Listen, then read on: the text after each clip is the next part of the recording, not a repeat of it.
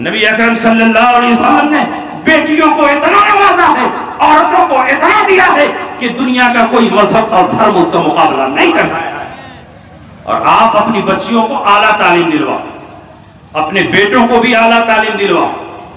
دینی تعلیم تو اس لیے ضروری ہے کہ فرائض و واجبات کی ادائیگی بغیر دینی تعلیم کے ممکن نہیں۔ جب تک تم دین نہیں سیکھو گے، نماز کیسے پڑھی جائے، زکوٰۃ کیسے دی جائے، روزہ کیسے رکھا جائے، اس کو تم جان نہیں سکتے۔ فرائض و واجبات کی ادائیگی کے لیے دین کی جانکاری لازم ہے، اس لیے تم دین سکھاؤ اپنی اولاد کو، اور اس کے بعد دنیا کمانے کے لیے اپنی اولاد کو اعلیٰ تعلیم دلواؤ، اپنے بچوں کو ڈاکٹر بناؤ، اپنے بچوں کو انجینئر بناؤ، اپنے بچوں کو MBA بناؤ، اپنے بچوں کو سائنٹسٹ بناؤ۔ یہ تعلیمات جب تک تم اپنے بچوں کو نہیں دو گے تو برادران وطن کے شانہ بشانہ تمہارے بچے نہیں چل سکتے ہیں۔ اور آج تو ضرورت اس بات کی ہے کہ مسلمان خود اپنا کالج بھی بنائیں، اپنا اسکول بنائیں، اس لیے کہ ہماری بچیاں جب غیروں کے اسکول میں حجاب پہن کر جاتی ہیں تو ہماری بچیوں کو ذلیل کیا جاتا ہے، ان کے حجاب کو گیٹ پر اتارا جاتا ہے، ان پر پابندی عائد کی جاتی ہے کہ ہمارے اسکول میں تم حجاب پہن کر نہیں جا سکتی ہو، یا تو تعلیم چھوڑ دو یا حجاب چھوڑ دو۔ لیکن آج کے اسٹیج سے میں آپ کو یہ میسج دے رہا ہوں کہ مسلمان نہ حجاب چھوڑے گا نہ تعلیم چھوڑے گا۔ ہم تعلیم کے لیے حجاب نہیں چھوڑ سکتے اور حجاب کے لیے تعلیم نہیں چھوڑ سکتے۔ ہم حجاب کو بھی لازم سمجھتے ہیں اور تعلیم کو بھی ضروری سمجھتے ہیں۔ سبحان اللہ، سبحان اللہ۔ اور کچھ عورتیں ٹی وی ڈیبیٹ میں بیٹھ کر کہتی ہیں کہ یہ حجاب اسلام کی بنیادی تعلیم کا حصہ نہیں، اس پر اسلام کی عمارت نہیں کھڑی ہے، کوئی حجاب نہ پہنے تو اسلام سے باہر نہیں ہو جائے گا، اسلام کی ضروری چیز نہیں ہے۔ یہ حقیقت میں مسلمان نہیں ہے، یہ عورتیں صرف نقاب پہن لی ہیں، یہ حقیقت میں RSS کی ایجنٹ اور دلال ہے جو RSS کی ترجمانی کر رہی ہے۔ یہ حواس باختہ، یہ آبرو باختہ، یہ نہ جانے کس فرقے سے تعلق رکھتی ہیں۔ اگر یہ واقعی کسی مسلم گھرانے سے تعلق رکھتی تو حجاب کے خلاف ایک لفظ نہیں بولتی، کیونکہ ان کا ایمان قرآن پہ ہوتا، حدیث پہ ہوتا۔ قرآن میں بھی حجاب ہے، حدیث میں بھی حجاب ہے، اس لیے یہ کہنا کہ حجاب اسلام کی بنیادی تعلیم کا حصہ نہیں ہے، یہ ان کی جہالت ہے، ان کی حماقت ہے۔ قرآن کی 7 آیتوں میں حجاب کا ذکر ہے۔ کتنی آیتوں میں؟ 7 آیتوں میں اللہ نے حجاب کی تعلیم دی اور 35 حدیثوں میں حجاب کا ذکر ہے۔ سبحان اللہ، سبحان اللہ۔ اور اسلام کی بنیاد قرآن پر ہے اور حدیث پر ہے۔ 7 آیتوں میں حجاب کی تعلیم، حجاب کا حکم، اور 35 حدیثوں میں حجاب کی تعلیم اور حجاب کا حکم، تو اور کس کو اسلام کہتے ہیں؟ جو بات قرآن سے ثابت ہو، جو بات حدیث رسول سے ثابت ہو، اسی کو اسلام کہتے ہیں۔ اس لیے حجاب اسلام سے باہر نہیں ہے بلکہ اسلام کا حصہ۔ نبی اکرم صلی اللہ علیہ وسلم کو حکم ہوا اللہ کی طرف سے، یا ایھا النبی قل لازواجک وبناتک ونساء المؤمنین یدنین علیہن من جلابیبہن ذالک ادنی ان یعرفن فلا یؤذین وکان اللہ غفورا رحیما۔ اے نبی، آپ اپنی بیویوں کو، اپنی بیٹیوں کو اور مسلمانوں کی تمام عورتوں کو حکم دیجئے کہ وہ اپنے اوپر لمبی چادر اس طرح ڈالیں کہ سر سے لے کر پاؤں تک پورا بدن چھپ جائے۔ اب بتاؤ، نقاب کس کا نام ہے؟ حجاب کس کا نام ہے؟ جلابیب یہ جلباب کی جمع ہے۔ جلباب عرب کے زمانے میں اور نبی کے دور میں اس بڑی چادر کو بولتے تھے جس کو عورت اپنے سر پر ڈالتی تھی اور پاؤں تک اپنے بدن کو چھپا لیتی تھی اور سر کے اوپر تھوڑا کھینچ کر رکھتی تھی تاکہ چہرہ چھپا رہے اور راستہ چلنے میں دشواری نہ ہو۔ اسی کا نام حجاب ہے، اسی کا نام نقاب ہے۔ اس زمانے میں اسی بڑی چادر کو سلوا کر کے بچیوں کو پہنا دیا گیا تو اسی کو حجاب کہتے ہیں، اسی کو نقاب کہتے ہیں، اسی کو برقع کہتے ہیں۔ اور چوڑا لمبا بنا دیا جائے تو اسی کو عربی زبان میں عبایا بولتے ہیں۔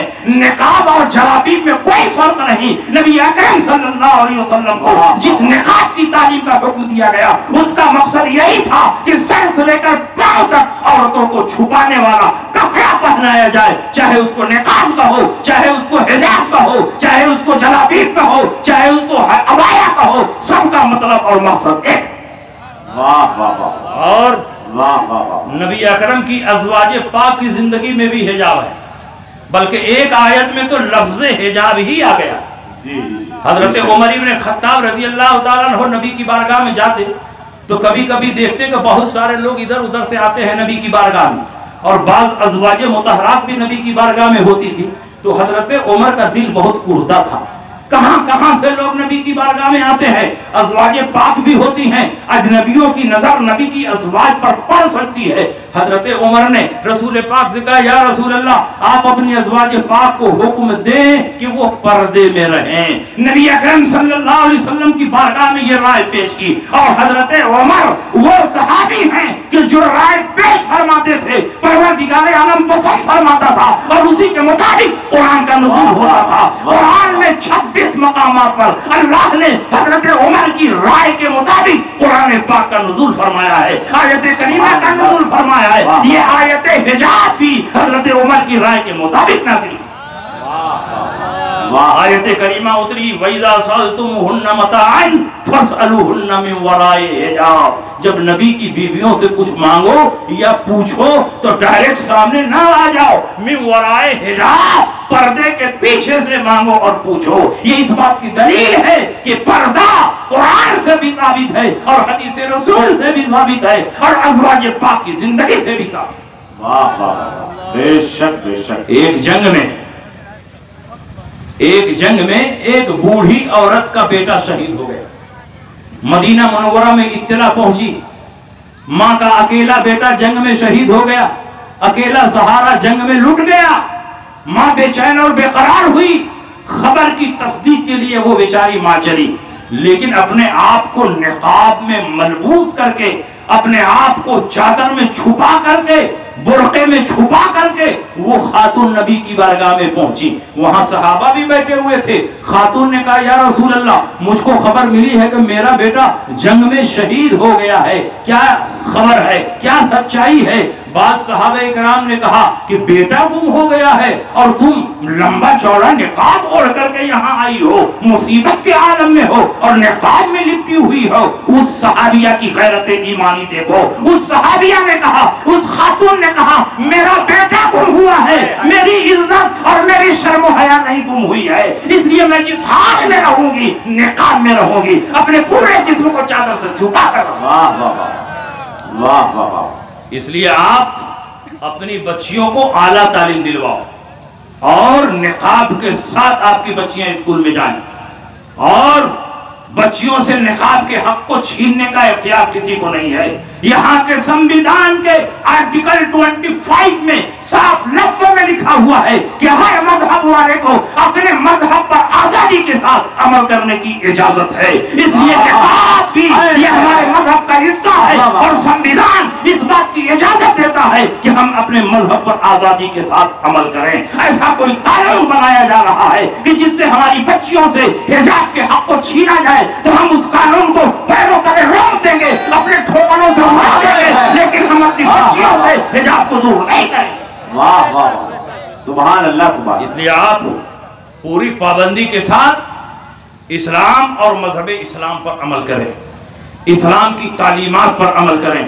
نبی اکرم صلی اللہ علیہ وسلم نے جو روشن راستہ ہمیں دکھایا ہے اس راستے پر عمل کریں. آپ اپنے گھر کا ماحول بھی بہتر بنائیں، آپ اپنی ماں کی خدمت بھی کریں، آپ اپنی اولاد کو صحیح تعلیم و تربیت سے آراستہ کریں اور اپنی بیٹیوں کو بھی پردے میں رہ کر اونچی تعلیم دیں. اور ان سب سے زیادہ ضروری یہ ہے کہ اپنے بچوں کو اور بچیوں کو دینی تعلیم بھی سکھائیں تاکہ وہ فرائض و واجبات کو آسانی کے ساتھ ادا کر سکیں. انہی باتوں کے ساتھ میں آپ کے درمیان سے رخصت ہو رہا ہوں. لحد میں عشق رخ شاہ کا داغ لے کے چلے، اندھیری رات سنی تھی چراغ لے کے چلے، تیرے غلاموں کا نقش قدم ہے راہ خدا، وہ کیا بھاگ سکے جو یہ سراغ لے کے چلے. وآخر دعوانا ان الحمدللہ رب العالمین.